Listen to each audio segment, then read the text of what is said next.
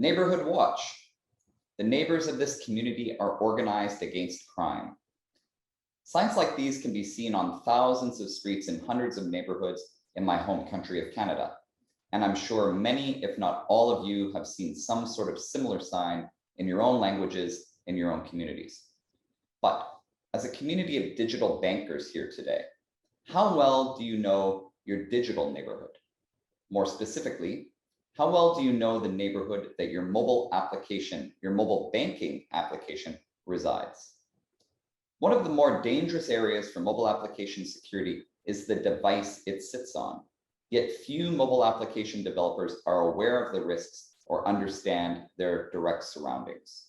My name is Ken Murphy, and I'm the Senior Director of the Mobile Application Defense business at Lookout, the mobile security experts. I have dedicated the past quarter century of my life and my career towards working in the mobile and security sectors. Today, along with my good friend and partner from Promon, Andreas Down, we would like to talk to you for about 20 minutes about securing your mobile applications from threats that are on the mobile device itself. Although we're presenting virtually to you all today, in normal times, we would be meeting in person in Vienna. Instead, I'm presenting to you from Dallas, Texas. However, Austria is extremely close to my heart. In fact, I lived and worked in Salzburg for over 7 years, and my son was born there. The Hohensalzburg Fortress is one of the oldest fortresses in all of Europe. One reason for this is that the fortress itself was never captured in battle in its over 400-year history. The combination of its ever-evolving internal defenses, its cannons, its walls, the large number of troops it housed, its position on top of a mountain, all made it almost impenetrable. Almost. The one time in its history that the fortress came under its largest threat, it was from the farmers and villagers who lived in and around its closest surroundings, the residents of its overall community or its neighborhood. So what does this have to do with digital banking? I was preparing for today's presentation. I got to thinking about this as a metaphor. The fortress itself was brought into severe distress when its immediate surroundings or community were no longer supportive and became a risk. That is exactly what Andreas and I are here to talk with you about today. The world has gone through a digital transformation. Steve Jobs first introduced the iPhone in 2006, and ever since that day, there's been a massive digital and mobile transformation. This has affected essentially every business and industry on the planet, including the financial sector, retail, and commercial banking. The majority of retail as well as commercial banking today takes place using mobile applications. I'm sure that each and every financial institution attending today's conference have some sort of consumer-facing mobile app that we could download and install on either our iPhones or Android devices. Many of you and your respective teams have spent millions, if not tens or hundreds of millions of dollars, designing, deploying, optimizing, and protecting your mobile applications. The mobile application is the new bank.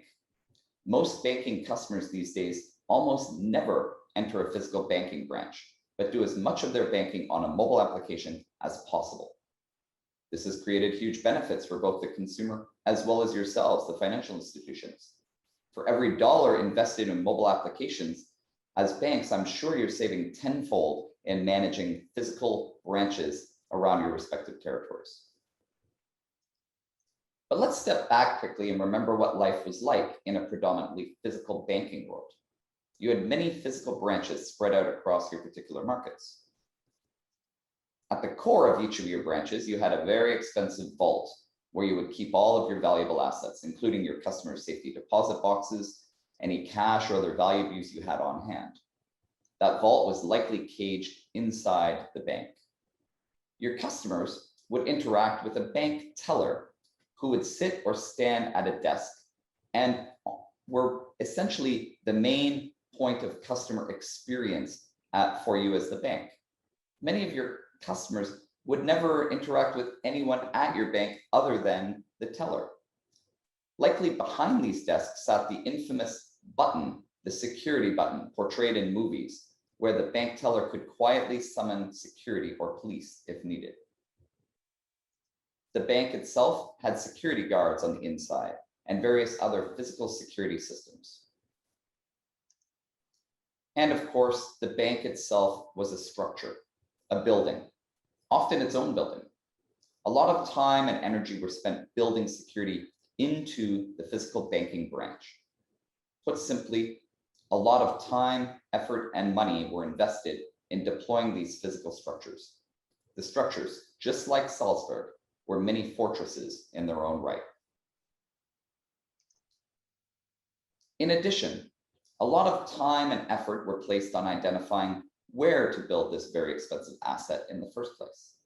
Which street corner would you like this bank to be?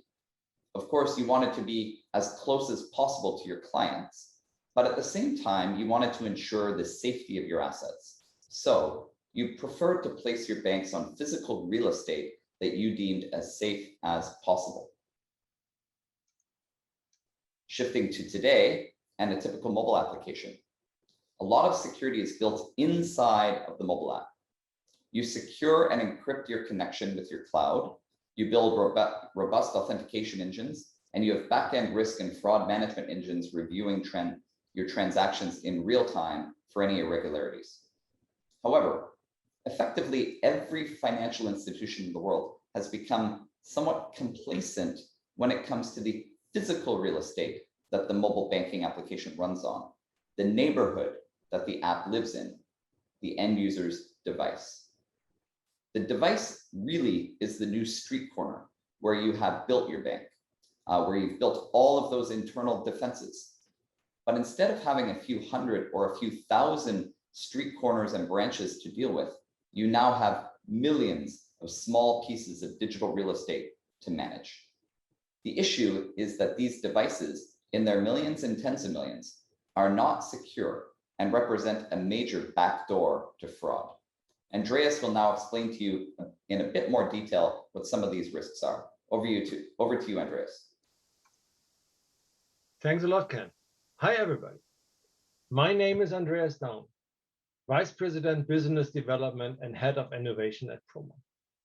I was the former CTO and CIO of the first real fintech bank, the Fido Bank and Fido Solutions in Germany, from 2009 till 2017.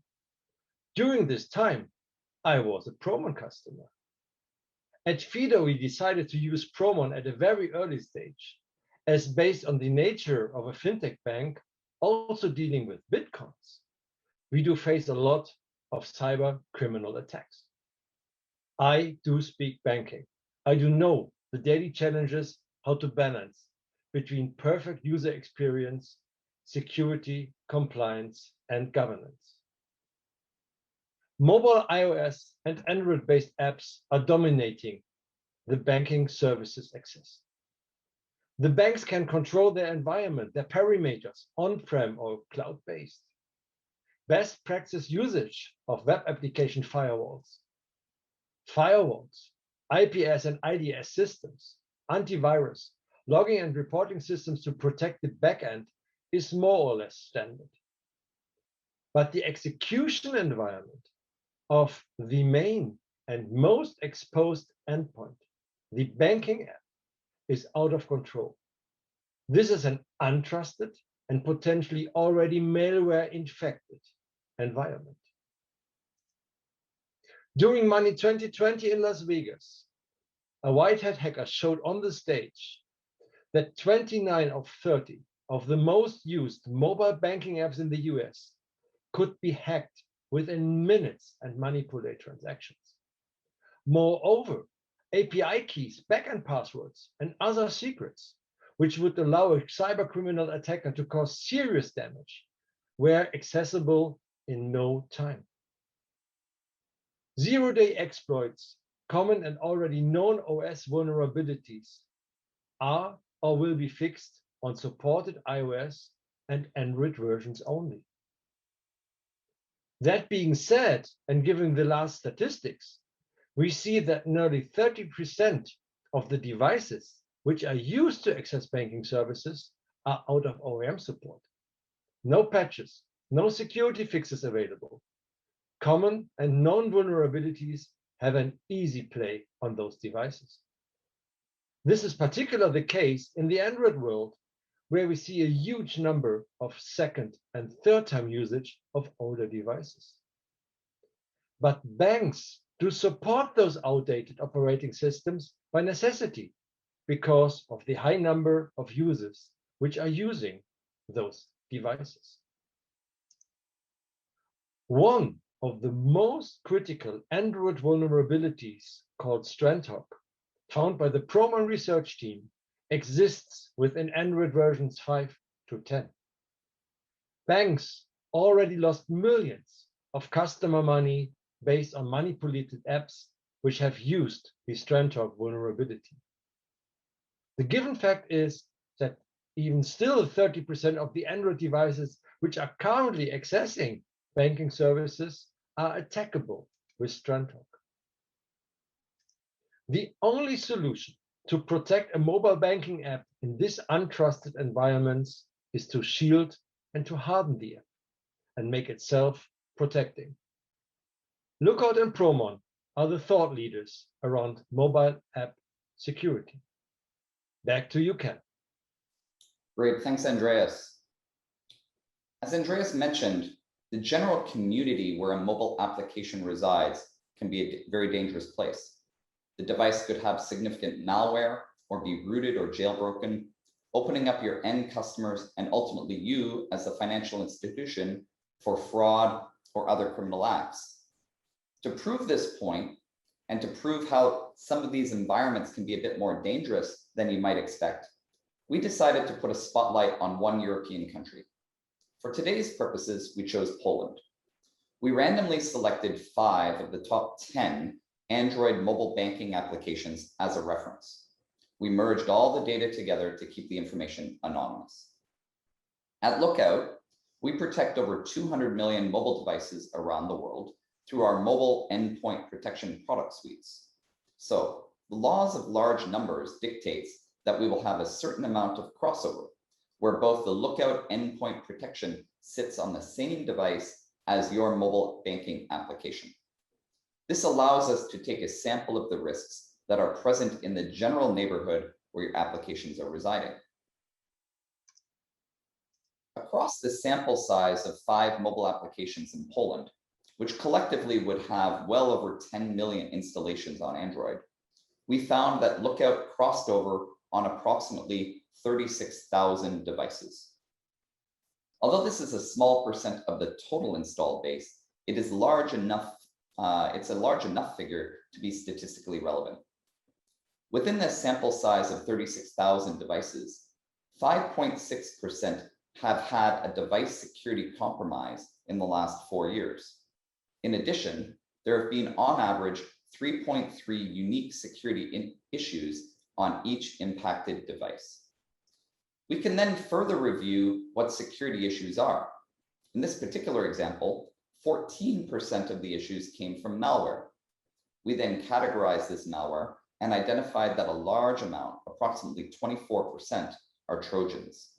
In fact, the largest Trojan malware we identified was the Banca Mara Stealer Trojan, which is a particularly nasty banking piece of malware that was designed specifically to look like a legitimate banking authentication application, but instead attempts to identify and steal the end user's banking credentials, which, as you all know, can lead to unauthorized transactions, otherwise known as fraud.